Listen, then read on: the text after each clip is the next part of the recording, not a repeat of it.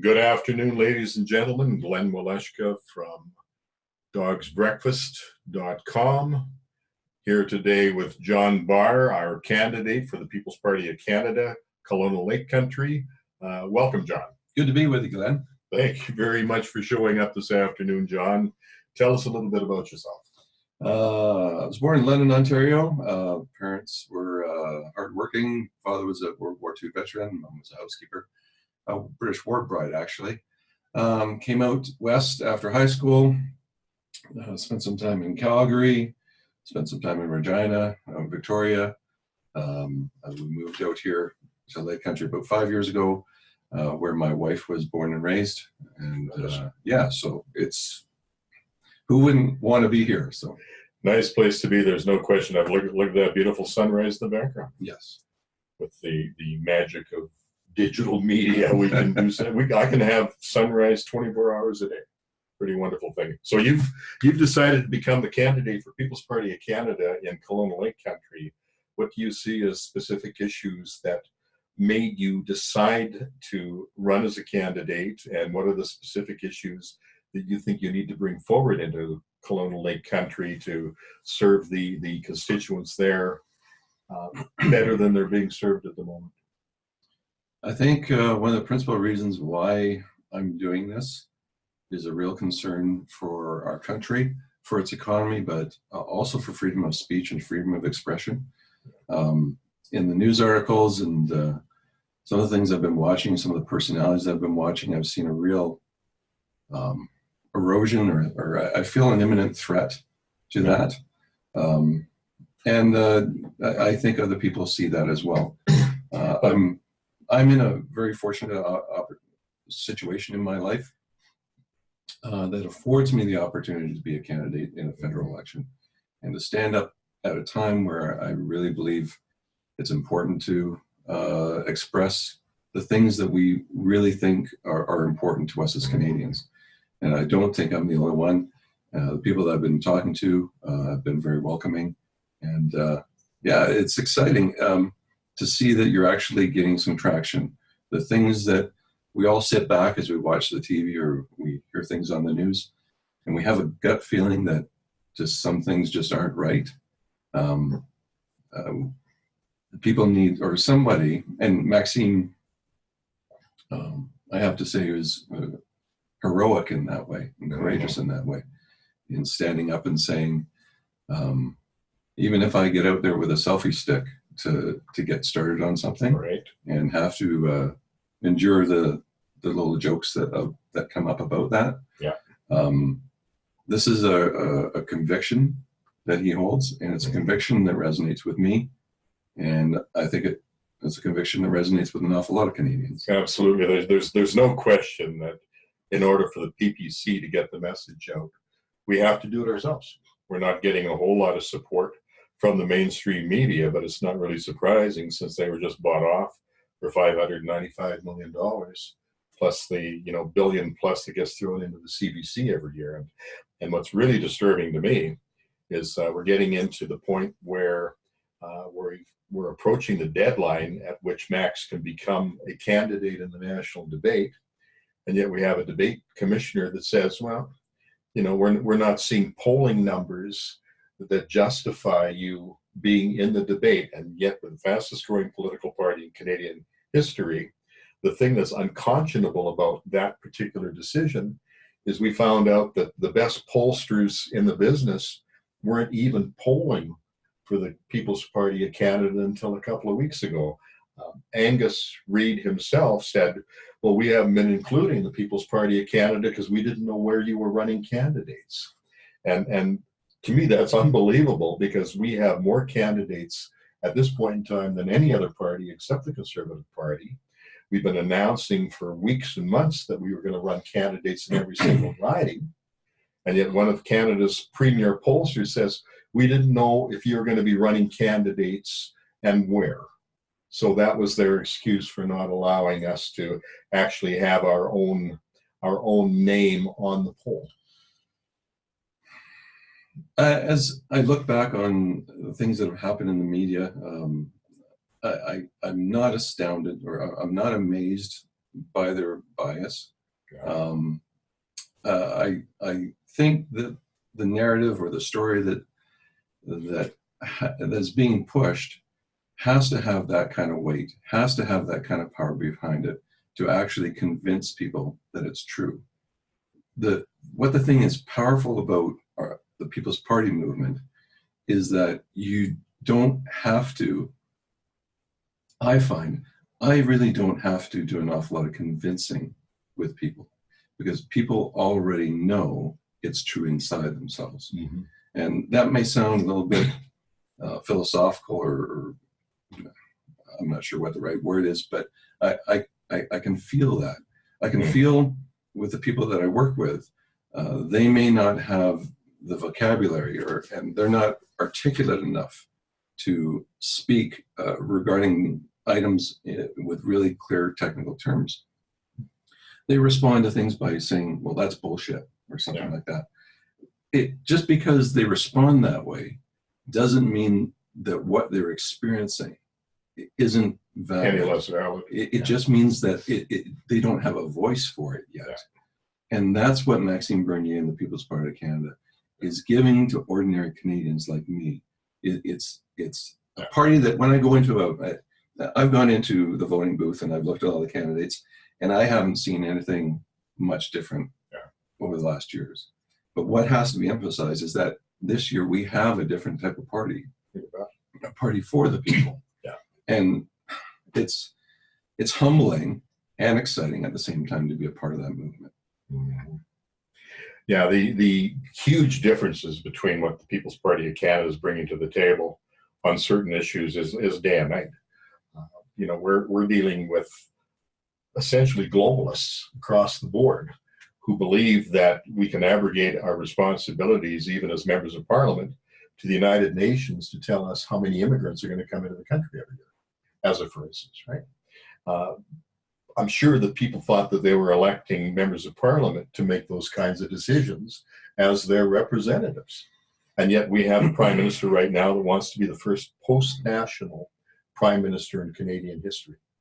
And I'm not seeing Andrew Scheer being any different, and certainly Jagmeet Singh is so far left and so far socialist that it would be not only a travesty, but it would also be, I think, imminent destruction for Canada if the NDP government was ever elected. And Elizabeth May, I'm afraid, is really a one-trick pony, pretending that she has policies and pretending that she has values that are going to look after all aspects of Canadian environment and culture and our social system, our political system, our economy. But at the end of the day, it all revolves around a zealous focus on climate change. She's actually said, if we don't fix it by the time of this election, the world is doomed. And people are using that kind of fear-mongering on a daily basis to try to attract votes. What are you and Max going to do differently? We're going to call on Canadians to take responsibility for the actions of their government, for their actions of their members of parliament. Only we can hold them accountable, right? Yeah. There was an instance in one of the debates I was in earlier this week where that gap between what's being said at the local riding level and what's being said in Ottawa was clearly evident to me. Yeah. I remember seeing the Power and Politics program on the CBC. Right. It was in the context of the Michael Cooper problem. And on the board, or on the being interviewed, was Maxime and the NDP guy and the Liberal guy, and of course the progressive or the conservative fellow wasn't anywhere to be seen. That They went and hid, which speaks for itself. I mean, if you're not going to stand up for your members of parliament. But we had a debate the other day where it seems like somebody was a no-show. I mean, we can't get invited to the table. But getting back to that one particular interview, what I saw was like the other parties had righteous indignation that Michael Cooper would say such a thing. But when it came to Maxime Bernier, Mr. Bernier said he's entitled to his opinion. Mm-hmm. And that was,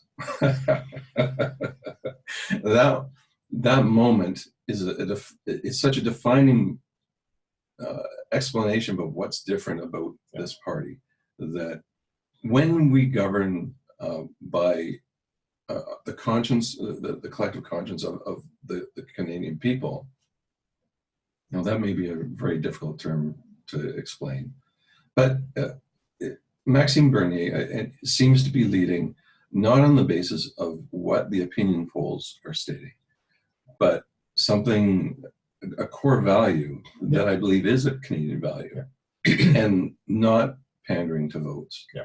And he has the same principles going back as far as anybody's been recording him politically, and video and audio. He's got the same message. He believes in the same values, and he's not afraid to express them. And he's not trying to be all things to all people. And I think that's probably one of the things that really drew us to the party. Yeah, sign me up. That's what got me going. I'm on board. Now, are there any specific kinds of things that are happening at this point in time? We've got about 37, 38 days left before the election. What do you think is going to really resonate in your particular riding and here in BC? I want to build our economy in Canada by building pipelines. I want to get our natural resources to market. I work frontline oil patch work. Right. I make the decision when I open up that drain whether or not that oil is going to go on the ground or into a trailer and then off to an eco pit. And we always go to the eco pit, or a drip tray to capture like a cup of water size of an oil. Mm-hmm. I can guarantee that kind of diligence in environmentalism isn't present in China, isn't present in Russia or in Venezuela. So our safety record and our ability to build safe pipelines that are preferential to any other transportation system is as state of the art as it can be. I can't imagine any other industry that has been under such scrutiny and under such regulation and have bent with it and went along with it. And actually the industry right now is asking how much more. I want to concede, really. I'm glad of the measures that we have in place. I'm glad that the work that we do protects our environment. Yeah. I love the pristine wilderness. We were just up in North of Terrace for a few nights camping. I just love it up there. And I certainly don't want to have that damaged. But we have to do something to grow our economy, and that spins off to allowing immigrants that are coming in that are needed for the workforce, instead of languishing in urban centers, they can get to work and they can start building those values that come out of rewards for hard work. And that's being Canadian. That's a part of being Canadian. Whether or not you're clearing brush on the prairies or pulling lobster traps or all the hard farm work that was done all throughout our country.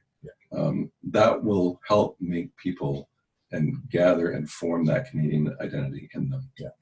The resource industry is absolutely one of the economic engines for our country.